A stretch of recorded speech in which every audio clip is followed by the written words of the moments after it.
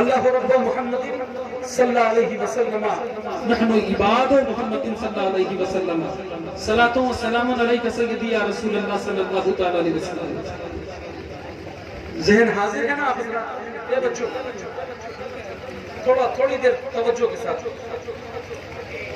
اور میں جانتا ہوں کہ میں نے خطبہ مسنونہ کے بعد جو آیت کریمہ تلاوت فرمائی ہے آپ میں سے اکثر لوگ بھول چکے ہوں گے، بولنے کے یاد ہے آپ کو یاد ہے نا، لیکن اکثر بھول چکے ہوں گے۔ اچھا جتنے لوگوں کو یاد ہے ہاتھ اٹھا کر بتائیں، جو تلاوت میں نے کی ہے یاد ہے آپ بتائیں؟ ہاتھ اٹھانے سے کام چلنے والا نہیں ہے، اکثر لوگ بھول چکے ہیں چونکہ آپ کا ٹائم ادھر ادھر بڑھ چکا ہے، کبھی ادھر جا رہا ہے کبھی ادھر جا رہا ہے، کبھی یہاں ہے تو کبھی وہاں ہے، کبھی آپ قمقمے دیکھ رہے ہیں کبھی پھول دیکھ رہے ہیں کبھی بالون دیکھ رہے ہیں، لیکن دیکھنا کہاں چاہیے؟ اب اپنے ذہن کو سب طرف سے ہٹا کر میری طرف کریں۔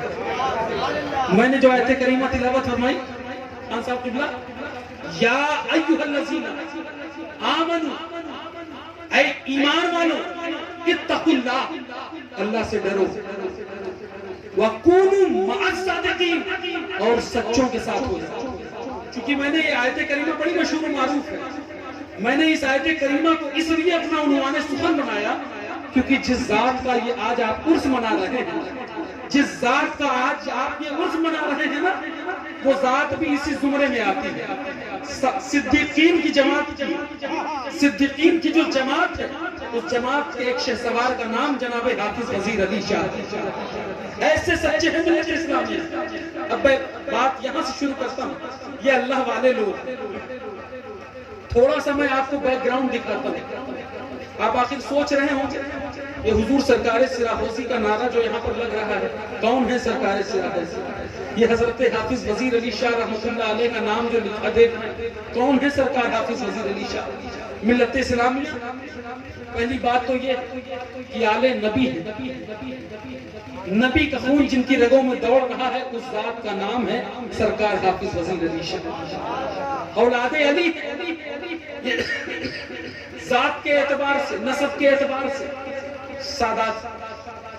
اب اس کے بعد آپ چلیں، آپ کا یہ مقام، یہ مرتبہ، یہ منصب کیسے ہوا کہ وطن آپ کا سنجیدہ ہے، یہاں سے غالباً 500 کلومیٹر دور، لیکن ذکر جن کی ذات کا بھدیا کی سرزمین پر ہو رہا، آخر کوئی نہ کوئی کمال تو ہوگا، کوئی کوالٹی تو ہوگی، جو کبھی ذکر بھدیا میں ہو رہا ہے، کبھی نوالا میں ہو رہا ہے، کبھی گیا میں ہو رہا ہے، کبھی نوری نگر میں ہو رہا ہے، کبھی کہیں ہو رہا ہے، بلکہ پوری ہندوستان میں ہو رہا ہے۔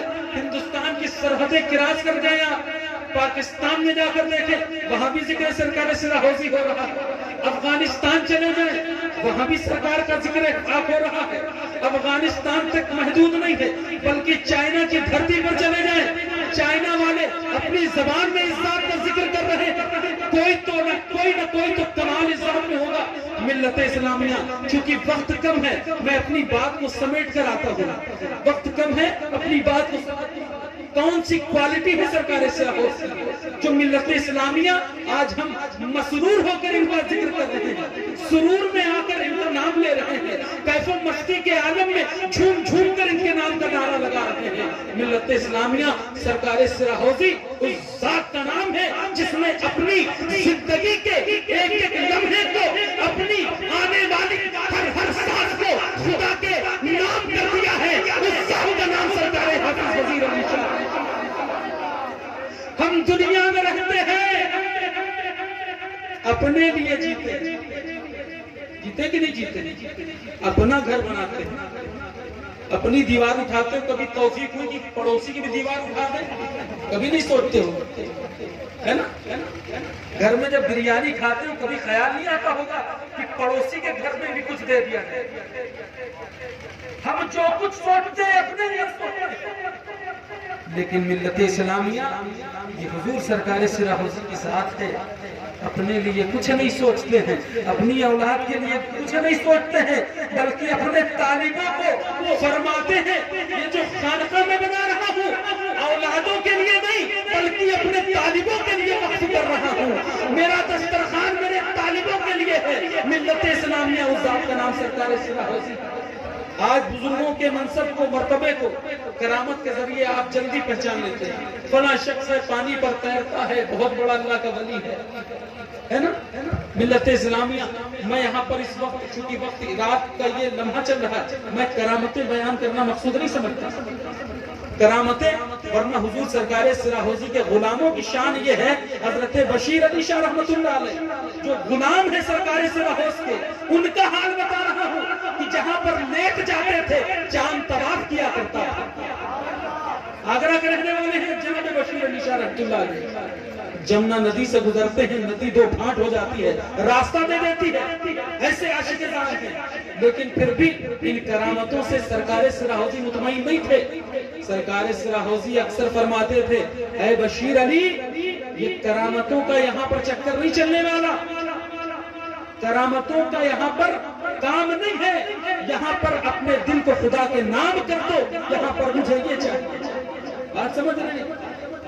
کامل ہے، کوئی نہ کوئی کوالٹی ہوگی تبھی تو یہ ادا ہے۔ لیکن پھر بھی میرے حضور نے فرمایا، حضور سرکار سرا حوض نے، حضرت بشیر علی شاہ رحمۃ اللہ علیہ آگرہ کے رہنے والے ہیں، چاند طواف کرتا ہے، دریا سے گزر جائے تو دریا راستہ دے دے۔ سرکار نے فرمایا، یہ بشیر علی ابھی تماشے میں پڑا ہے، تماشے میں، ابھی اللہ کی حقیقت جو ہے، حقیقت اس کے حیث سے اس کو واقفیت نہیں ہے۔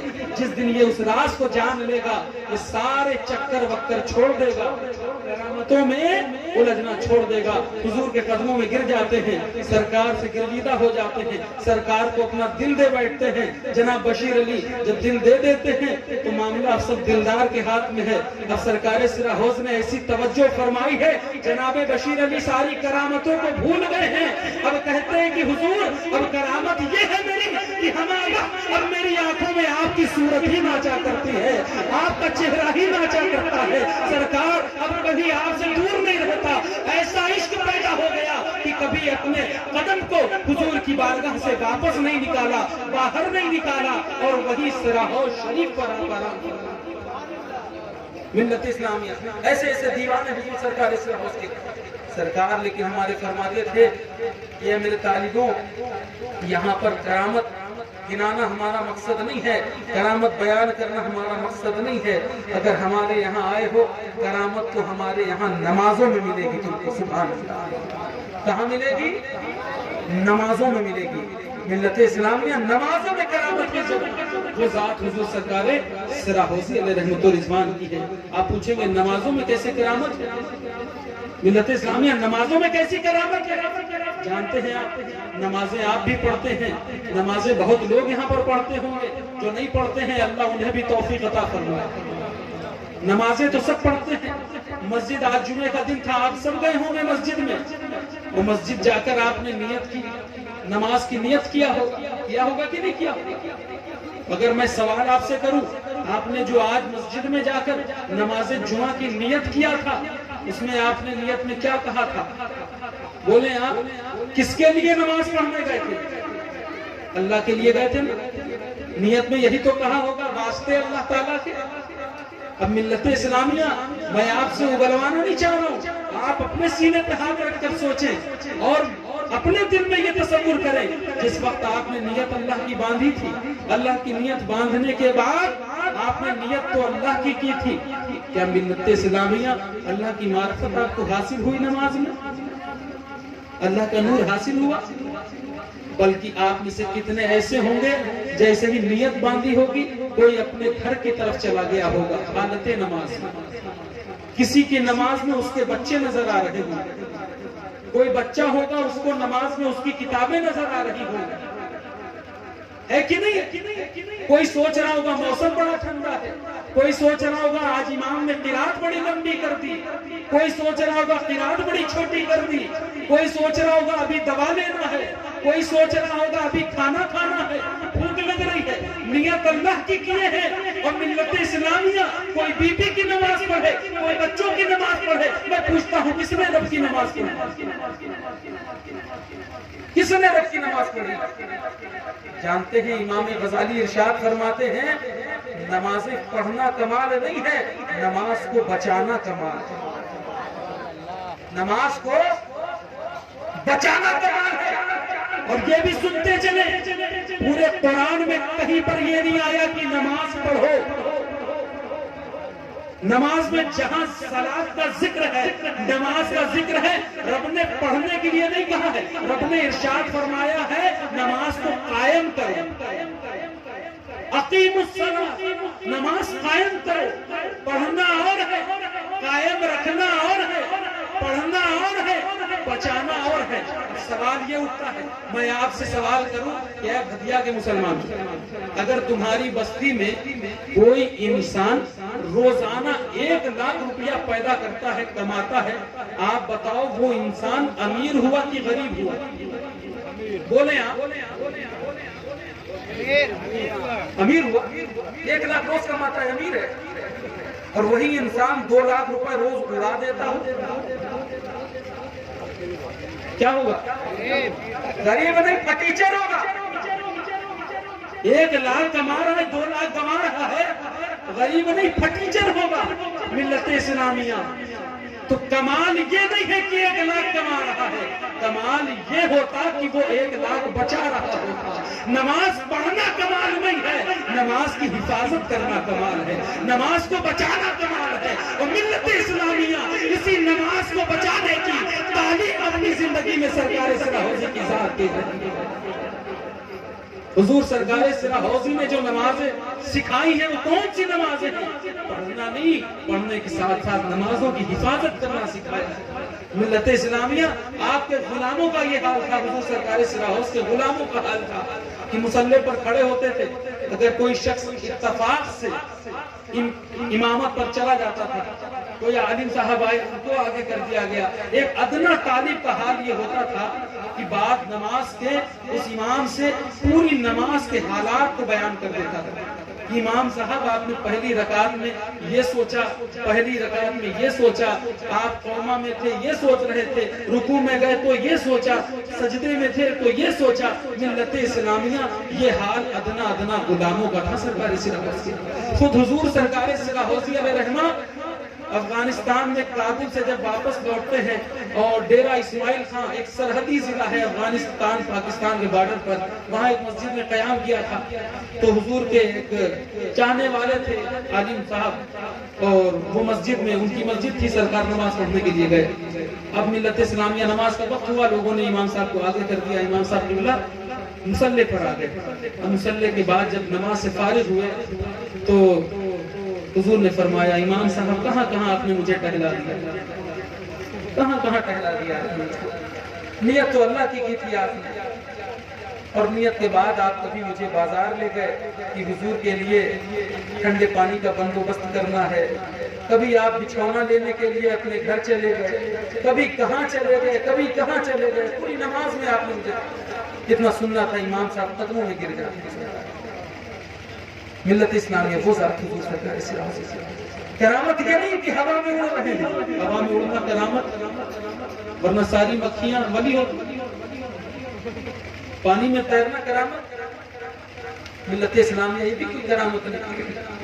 کرامت تو یہ ہے کہ اللہ تبارک و تعالی آپ کو اپنا بندہ شمار کرنا، اپنا سچا بندہ مان لے. یہ سب سے بڑی کرامت ہے. مجھے حضرت خواجہ بہاؤالدین نقشبند، جو سلسلے نقشبند کے امام ہیں، ان کا ایک قول یاد آتا ہے. ایک شخص آپ کی خانقاہ میں آتا ہے، حضرت سرکار خواجہ بہاؤالدین نقشبند علیہ رحمت و رضوان کی بارگاہ میں شخص حاضر ہوتا ہے، عرض کرتا ہے. توجہ ہے نا حضرت؟ حضرت محبت سے کہیں سبحان اللہ. حسین کو ادھر ادھر نہ کرے. بارگاہ حضرت خواجہ بہاؤالدین نقشبند میں حاضر ہوتا ہے. حاضری کے بعد 30 دن قیام کرتا ہے، پورا مہینہ گزارتا ہے حضور کی بارگاہ میں، خانقاہ میں 30 دن. اور آیا تھا اس نیت سے کہ حضور کی بارگاہ میں جا کر دست بیعت حاصل کروں گا، ان کا مرید ہو جاؤں گا. مہینہ گزرنے کے بعد واپس لوٹنے لگتا ہے. طالبین پوچھتے ہیں تو مرید ہونے آیا تھا، مرید کیوں نہیں ہوا حضرت سے؟ اب وہ شخص عرض کرتا ہے کہ مرید ان سے کیا، ان سے مرید ہونے سے کوئی فائدہ ہونے والا نہیں. ان سے مرید ہوں گے کوئی فائدہ ہونے والا نہیں ہے. میں نے 1 مہینہ ان کی صحبت میں رہ کر دیکھ لیا، ان کے اندر کوئی کرامت نہیں ہے۔ یہ نوٹوں کو دگنا بھی نہیں کرتے، ان کی دعا سے بلڈنگ 2 مالے سے 4 مالے بھی نہیں ہوتی، ان کی دعا سے موٹر گاڑی 2 پہیے سے 4 پہیے نہیں ہو سکتی، ان کی دعا سے اولادیں 2 سے 4 نہیں ہو سکتی، ان کے اندر میں نے کوئی کوالٹی نہیں دیکھی، یعنی کوئی کرامت نہیں دیکھی، اس لیے یہاں میری ضرورت نہیں ہے، مجھے جانے دو۔ تو حضرت تک جب یہ خبر پہنچی تو بلایا، آپ نے عرض کیا، کان لگا کر سنیں کیا فرماتے ہیں سرکار خواجہ بہاؤالدین نقشبند، امام نقشبند فرماتے ہیں، اے شخص مرید تجھے جہاں سے ہونا ہے ہو جا، لیکن تو نے جو بات کہی ہے کہ تو نے میرے اندر کوئی کرامت نہیں دیکھی، ارے تو نادان ہے کیا؟ تو نے 1 مہینے میں کیا دیکھا؟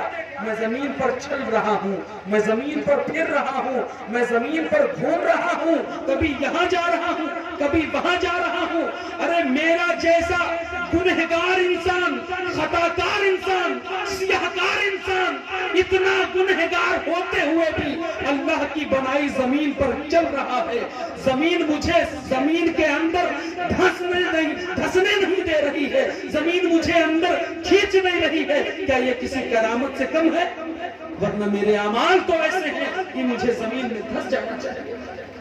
ملت اسلامیہ کو سمجھے آپ؟ کون کہہ رہا ہے؟ یہ وہ لوگ ہیں جن کے رات و دن اللہ اللہ کرتے گزرے ہیں۔ حال یہ ہے کہ خدا کا خوف اتنا ہے دل میں کہ ڈرتے ہیں کہ کہیں زمین مجھے اپنے اندر نہ سمیٹ لے۔ اللہ اکبر۔ تو یہ حال ان اللہ والوں کا ہے۔ ملت اسلامیہ اسی طرح حضور سرکار سراحوزی کی ذات ہے کہ جہاں جس بستی سے گزر جاتے تھے، کسی بستی میں قیام کر لیا، ماحول یہ ہوتا تھا کہ اللہ اللہ کی صدائیں گونجنے لگتی، اللہ اللہ کی صدائیں گونجنے لگتی تھی۔ کرامتوں کی یہاں بھی ضرورت نہیں تھی، سرکار فرماتے تھے، ورنہ بے شمار کرامتیں اگر بیان کری جائیں تو ساری رات ان کی زندگی کا ہر لمحہ کرامت ہے۔ ایک مثال کے طور پر میں یہ عرض کرتا ہوں، ایک سرکار کا بڑا عاشق تھا، طالب مرید تھا، بڑا عاشق زار تھا، حضور کی خدمت میں رہتا تھا، پاکستان کا رہنے والا تھا، ہندوستان میں حضور کی خانقاہ میں قیام ہے، حضور کی خانقاہ میں آخری بات سنتے چلیں، سرکار سراحوز کی خانقاہ میں بیٹھا ہوا ہے۔ اب حضور سے عرض کرنے لگا کہ میرے سرکار مجھے گھر جانے کی اجازت دی جائے، میرے سرکار مجھے گھر جانے کی اجازت دی جائے۔ سرکار ارشاد فرماتے ہیں، کیوں؟ گھر کی یاد کیوں آ رہی ہے؟ عرض کرتا ہے، یا حضور، اے میرے مرشد، اے میرے پیر، مجھے گھر کی یاد اس لیے آ رہی ہے کہ میں جب گھر سے آیا تھا تو ایک بھینس خریدا تھا، میں نے کیا خریدا تھا؟ بھینس کو خریدا تھا، اور وہ بھینس حاملہ تھی، حمل سے تھی۔ اب مجھے پریشانی ہو رہی ہے کہ وہ بھینس کا کیا حال ہوگا، گھر میں کوئی دیکھ رہا ہوگا کہ نہیں دیکھ رہا ہوگا، اب مجھے اجازت دے دیں تاکہ میں گھر جاؤں۔ حضور نے کہا بس اتنی سی خواہش ہے، بھینس ہی کو دیکھنا ہے، ٹھیک ہے اجازت دیتا ہوں۔ اب ملت اسلامیہ وہ شخص سرکار سراحوز کی خانقاہ سے نیچے اترتا ہے تو نیچے ایک آموں کا باغ ہے، کیا دیکھتا ہے؟ اس آم کے باغ میں اس کی بھینس بندھی ہوئی نظر آ رہی ہے۔ بھینس نظر آ رہی کہاں؟ ہندوستان میں، چھوڑ کر کہاں آیا تھا؟ پاکستان۔ فاصلہ تھوڑا نہیں ہے، لیکن ابھی خانقاہ سے 1 قدم اتارا، بھینس نیچے ہے۔ پہچانا کیسے؟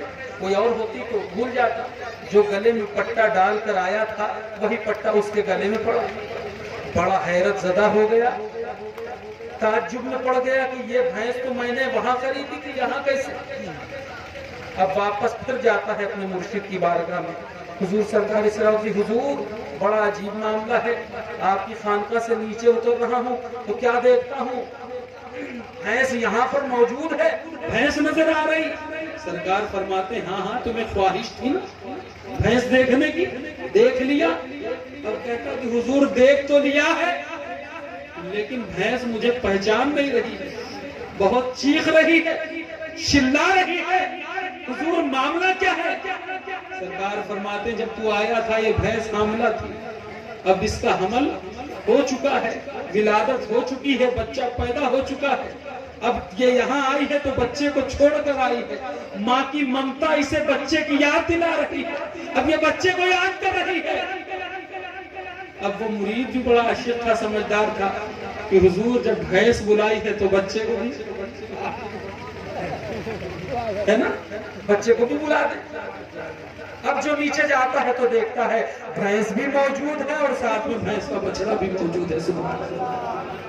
تو ملت اسلامیہ ان اللہ والوں کے جو تصرفات ہوتے ہیں, ان کے اندر یہ کمال جو پیدا ہوتا ہے, یہ کیسے پیدا ہوتا ہے؟ کرامت ان کے لیے بڑی چیز نہیں ہوتی ہے, کیونکہ رب کائنات ارشاد فرماتا ہے میرا کوئی بندہ جب کثرت کے ساتھ میرا ذکر کرتا ہے, مجھے یاد کرتا ہے, کثرت ذکر کی بنیاد پر میں اسے اپنا قرب عطا کر دیتا ہوں, میں اسے اپنے قریب کر لیتا ہوں, اسے اپنا دوست بنا لیتا ہوں, اسے اپنا ولی بنا لیتا ہوں. اور جب وہ میرا دوست ہو جاتا ہے تو میں اس کے ہاتھ ہو جاتا ہوں, جس سے وہ پکڑتا ہے میں اس کے پیر ہو جاتا ہوں, جس سے وہ جلا کرتا ہے یہاں تک کہ میں اس کی زبان ہو جاتا ہوں, جس سے وہ بولتا ہے. تو پتہ یہ چلا سرکار سرا حوضی کا بولنا خدا کا بولنا تھا.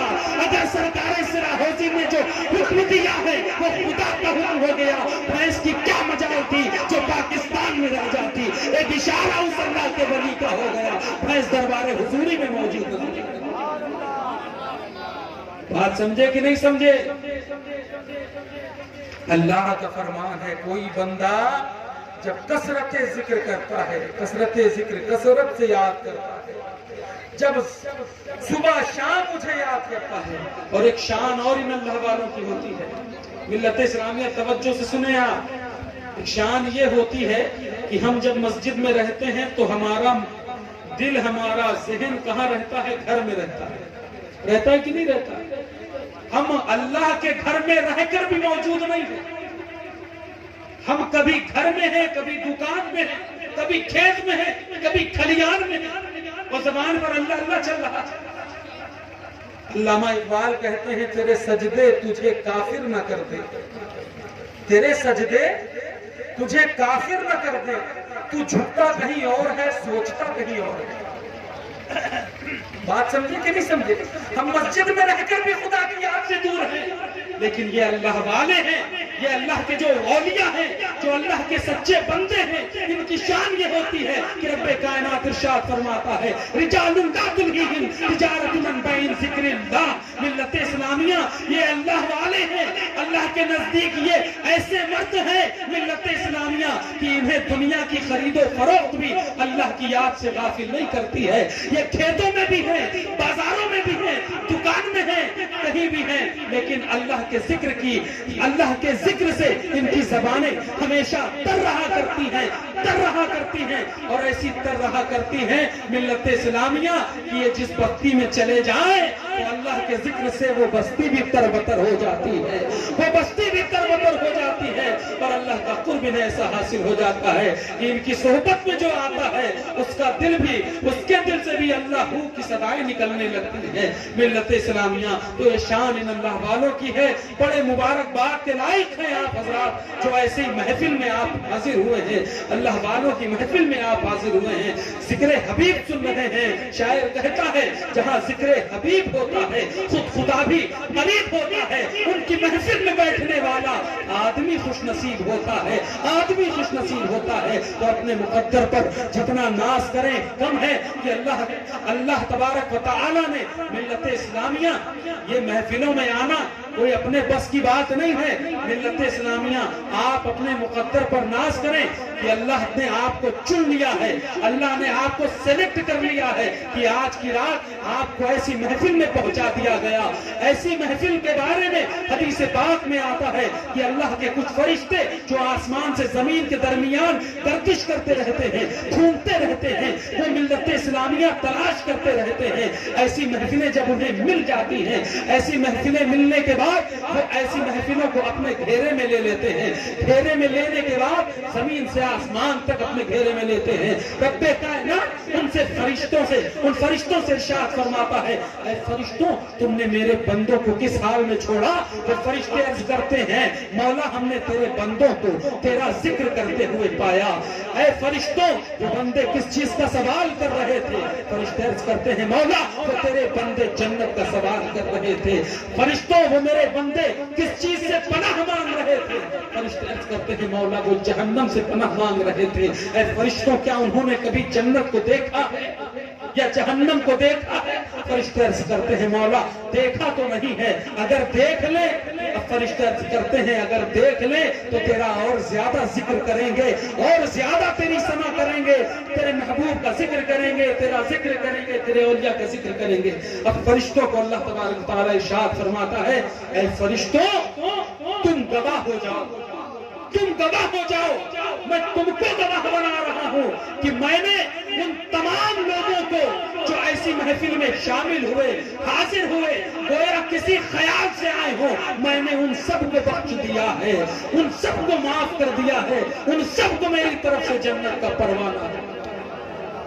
تو یہ وہ محفل ہے ملت اسلامیہ، یہ کسی دنیا دار کی محفل نہیں ہے بلکہ مدینے والے مدینے کے تاجدار کی محفل ہے، یہ مدینے کے تاجدار کی محفل ہے، یہ اللہ والوں کے نام کی محفل ہے، اور نسبت سے شے ممتاز ہو جاتی ہے ملت اسلامیہ۔ تو آج کی رات کی نسبت اس محفل کی اللہ کے ایک ولی سے ہے، آج کی رات صرف یہ محفل کی برکتیں ہیں کہ آج ہم بھی ممتاز نظر آ رہے ہیں، آپ بھی ممتاز نظر آ رہے ہیں۔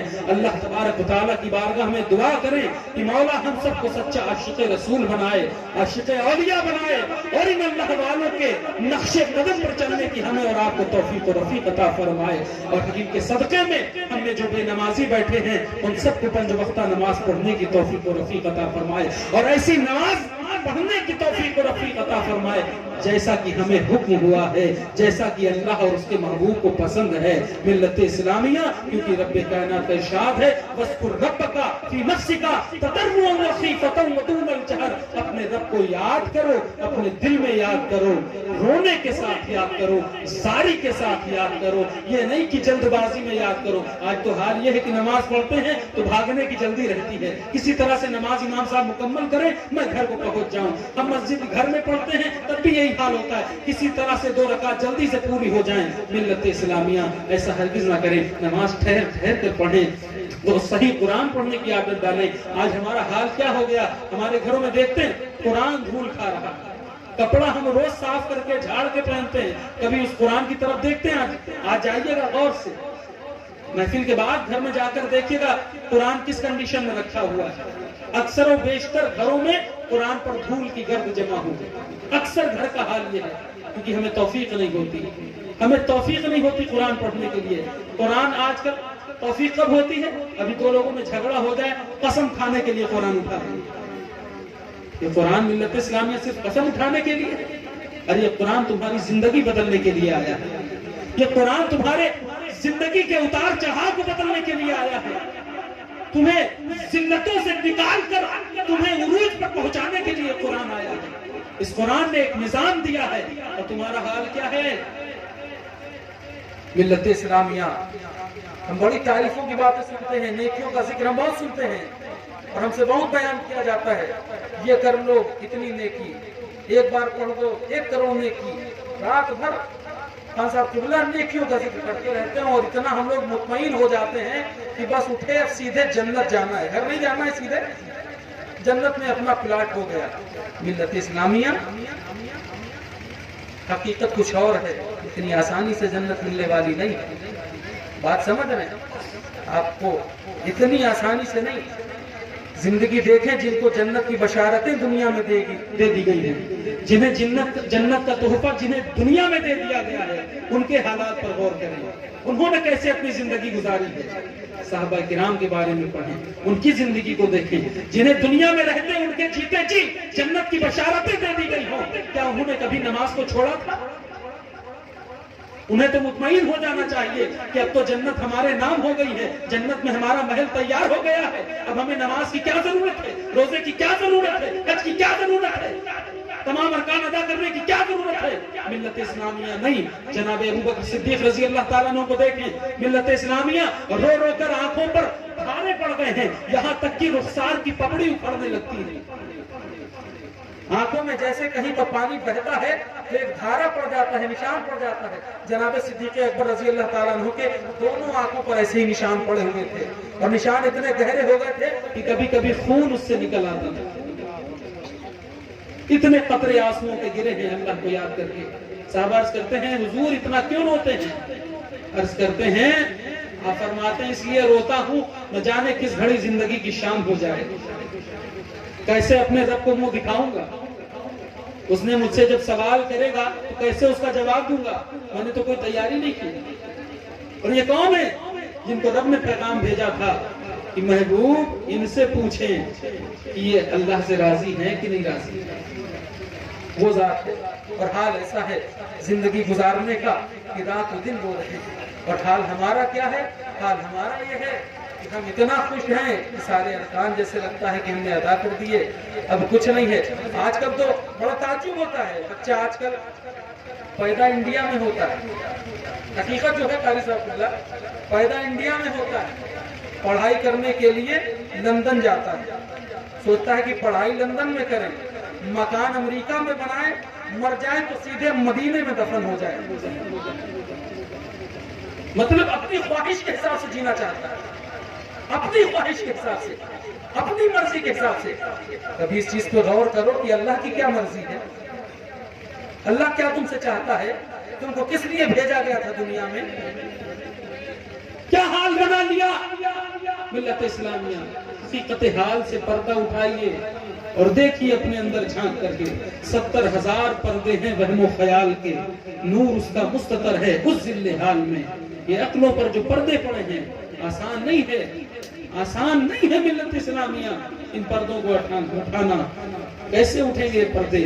अल्लाह वालों की सोहबतों में आओ, अल्लाह वालों की सोहबतें उठाओ, अल्लाह वालों की सोहबतें अख्तियार करो, उसके नूर वालों की सोहबतें अख्तियार करो। मिल्लत इस्लामिया हजारों हजार बरस की अगर जिंदगी भी मिल जाए वो कमाल पैदा नहीं हो सकता जो इन अल्लाह वालों की एक नजर में पैदा हो जाता है।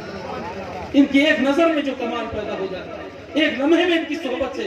अब एक आखिरी बात अपनी यहाँ से मैं खत्म करता हूँ।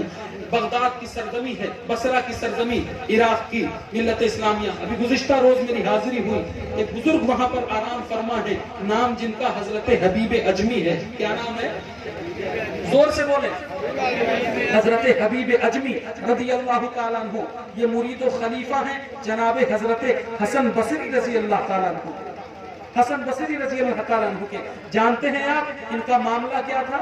मामला इनका ये था, सूद का काम करते थे, सूद खाते थे, लोगों को सूद पर पैसा दिया करते थे, माल दिया करते थे, सूद जो मिलता था वो खाते थे। एक रोज घर में खाना खत्म हो गया, खाना खत्म हो गया, घर में खाने के लिए कुछ मौजूद नहीं है। बेगम पूछती है आज घर में खाने को कुछ नहीं है, हबीब अजमी कुछ इंतजाम करो। जनाबे हबीब अजमी निकलते हैं, एक घर में जाते हैं जहाँ सूद दिया हुआ था, उस घर में दस्तक देते हैं, आवाज लगाते हैं। दस्तक देने के बाद एक खातून निकलती है, एक औरत दरवाजे पर आती है। दरवाजे के पर आने के बाद वो औरत कहती है क्या मामला है? जनाबे हबीब अजमी कहते हैं ऐ खातून, मैंने तेरे शौहर को सूद दिया हुआ है, मुझे वो पैसा चाहिए। वो औरत कहती है मेरे घर में मेरा शौहर मौजूद नहीं है और ना कुछ माल मौजूद है तो तुम्हें दे सकूं। हाँ बस आज एक बकरी मैंने बनाया था, आज वो बकरी तो पूरी खत्म हो चुकी है, उसका सर बाकी है, तुम्हें चाहिए?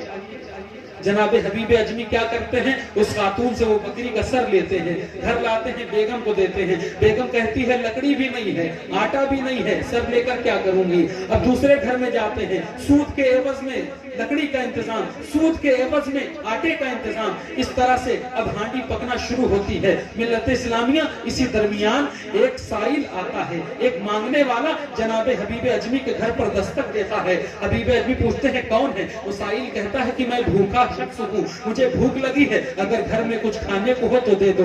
वो हबीब अजमी उस शख्स को धुतकार देते हैं, कहते हैं भाग जा, अगर तुझे खाने को दे दूंगा तो मैं क्या खाऊंगा, मेरा पेट कैसे भरेगा? ये हाल था تھا ملت اسلامیہ بھوک کی شدت بڑھتی جا رہی ہے، جناب حبیب اجمی کی بھوک کی شدت بڑھ گئی، ادھر ہانڈی بھی تیار ہو رہی ہے، اب ہانڈی تیار ہو گئی، بی بی کو کہتے ہیں کہ بیگم اب ذرا ہانڈی دسترخوان پر لی جائے، بڑی بھوک کی شدت ہے، بیگم دسترخوان پر ہانڈی پیش کرتی ہے، اب ہانڈی کا ڈھکن جو کھولتی ہے بیگم تو بیگم حیران رہ گئی، جس ہانڈی میں بکری کا سر پکنا چاہیے تھا اس ہانڈی میں خون پک رہا ہے، خون ابل رہا ہے، بیگم دیکھتی ہے ڈر جاتی ہے، حبیب اجمی بھی ڈر جاتے ہیں، دل میں ایک خوف طاری ہو جاتا ہے، خدا کا خوف پیدا ہو جاتا ہے، بیگم چلا کر کہتی ہے، بیگم غصے میں آ کر جلال میں آ کر کہتی ہے، حبیب اجمی دیکھ لو تمہاری کارستانیوں کا یہ نتیجہ ہے، تمہاری کارستانیوں کا یہ نتیجہ ہے، تمہارے اعمال کا یہ نتیجہ ہے۔ حبیب اجمی دیکھتے ہیں تو رونے لگتے ہیں،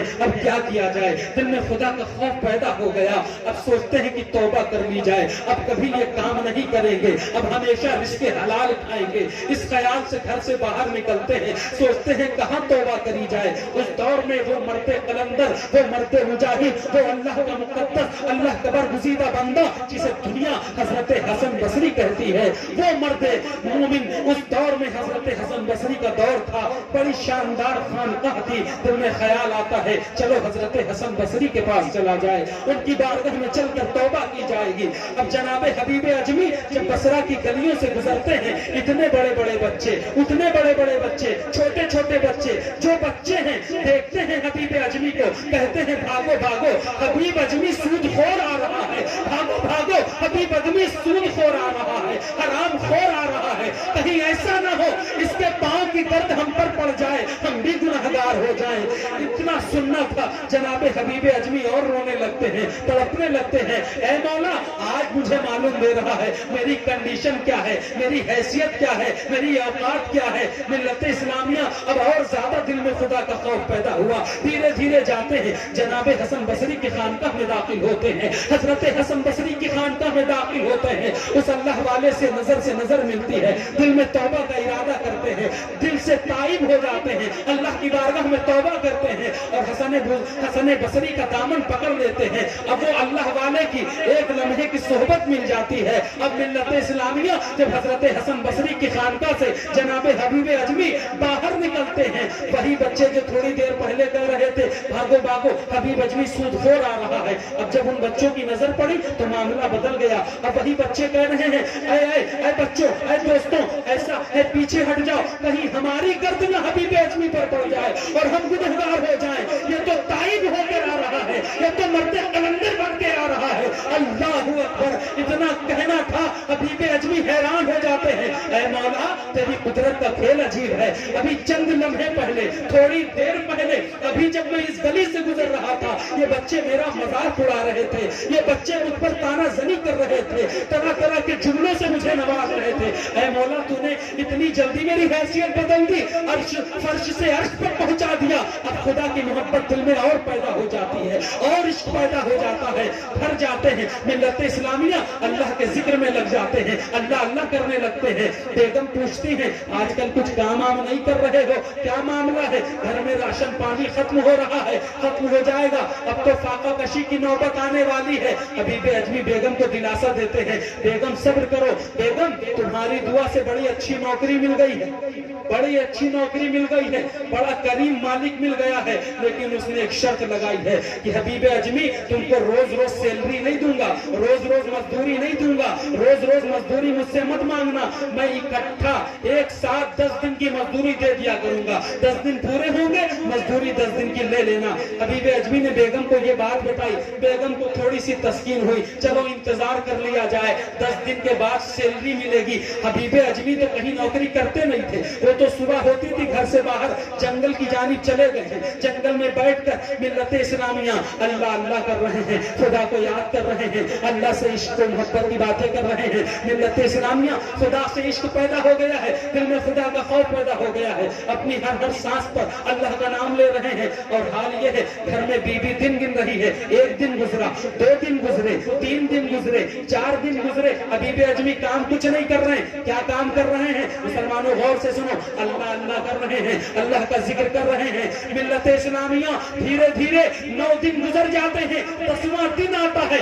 अब अल्लाह का वो वली हजरत हबीब अजमी दिल में ख्याल उठता है, आज तो बड़ा शर्मिंदा होना पड़ेगा, आज बेगम की नजरों में गिर जाना होगा, आज तो बड़ा मायूस होना पड़ेगा। किस मुंह से बेगम को चेहरा दिखाऊंगा? जब बेगम पूछेगी हबीब अजमी आज तो सैलरी मिल गई होगी, आज तो मजदूरी मिल गई होगी, क्या जवाब दूंगा? मिल्लत इस्लामिया इसी ख्याल से हबीब अजमी धीरे धीरे घर की जानिब जा रहे हैं, रो भी रहे हैं, मायूस भी हैं, क्या जवाब दूंगा? बेगम को क्या जवाब दूंगा? घर में दाखिल होते हैं, मिल्लत इस्लामिया नजरों को नीचे झुकाए हैं कि अब बड़ी जल्दी गालियों की बौछार मिलने वाली है। लेकिन घर में जब दाखिल होते हैं हजरत हबीब अजमी, घर का माहौल बदला बदला सा नजर आ रहा है, घर का माहौल बदला बदला नजर आ रहा है। घर में तरह तरह के खाने की खुशबुएं फैली हुई हैं। हबीब अजमी हैरान रह जाते हैं, मामला क्या है? बेगम की नजर पड़ती है, बेगम भी दौड़ के आती है, हजरत हबीब अजमी को मारे खुशी के गले से लगाती है। हबीब अजमी तुम्हारी नौकरी तो बड़ी शानदार जगह लगी है, तुम्हारा मालिक तो बड़ा करीम है, देखो तुम्हारे आने से पहले उसने अपने एक मुवक्किल के जरिए से पूरे महीने का राशन घर में भेज दिया है, पूरे महीने के खाने का बंदोबस्त कर दिया है, साथ में 3000 दीनार भी दे दिए हैं। हबीब अजमी इतना करीम तुम्हारा मालिक है। हबीब अजमी सुनते हैं तो सारों फकार रोने लगते हैं, ऐ मालिक तेरी कुदरत भी अजीब है, आज तूने मैंने 10 दिन तेरी इबादत की, 10 दिन भी तुझे ठीक से याद नहीं किया तो तूने मुझे मेरे घर में मेरी बीवी के सामने जलील होने नहीं दिया। ऐ मालिक अगर मैं पूरी जिंदगी इसी तरह से तेरा जिक्र करने लगूंगा तो मैदाने महशर में महबूब तेरे महबूब के सामने भी मुझे जलील नहीं होना पड़ेगा, रुसवा नहीं होना पड़ेगा। अपनी जिंदगी को अपने रब के नाम कर देते हैं और हजरत हबीब अजमी का शुमार उस दौर के जो अल्लाह के महबूब वली थे उन वलियों में नाम दर्ज हो जाता है। वो जात अल्लाह हजरत हबीब अजमी की है कि खुदा का इश्क पैदा हो गया तो हबीब अजमी कहां से कहां पहुंच गए हैं। मिल्लत इस्लामिया अल्लाह तबारक व तआला तुम्हारे दिलों को देखता है, तुम्हारी नियतों को देखता है। तुम सच्ची तौबा करो तो सही, फिर उसके करम की बारिशें देखना, फिर उसकी अता की बारिशें देखोगे, हैरान रह जाओगे। वो ऐसा करीम है, ऐसे ऐसे तरीके से तुम्हारे ऊपर करम करेगा तुम्हें अंदाजा भी नहीं लग सकता है। मुसलमानों जरूरत इस बात की है, तुम्हें अपने को पहचानने की जरूरत है, किस हाल में जी रहे हो, किस लिए भेजे गए थे, क्या कर रहे हो और क्या करना चाहिए। ये तमाम चंद बातें जो मैंने गोशे गुजार करी, इसमें भी अगर कहने सुनने में कसदम या सहवन कोई गलती हो, बेअदबी मुझसे अगर हो गई हो तो हम और आप मिलकर चलिए अल्लाह की बारगाह में दिल से ताइब हो और मिलकर पढ़े अस्तगफिरुल्लाह रब्बी मिन कुल्लि ज़ंबिन व तूबु इलैह, अस्तगफिरुल्लाह रब्बी मिन कुल्लि ज़ंबिन व तूबु इलैह, अस्तगफिरुल्लाह रब्बी मिन कुल्लि ज़ंबिन व तूबु इलैह, अशहदु अल्ला इलाहा इल्लल्लाहु वहदहु ला शरीका लहु व अशहदु अन्ना हुवा रसूलुहु व मा अलैना इल्लल बलाग। खड़े हो जाएं, सलातो सलाम।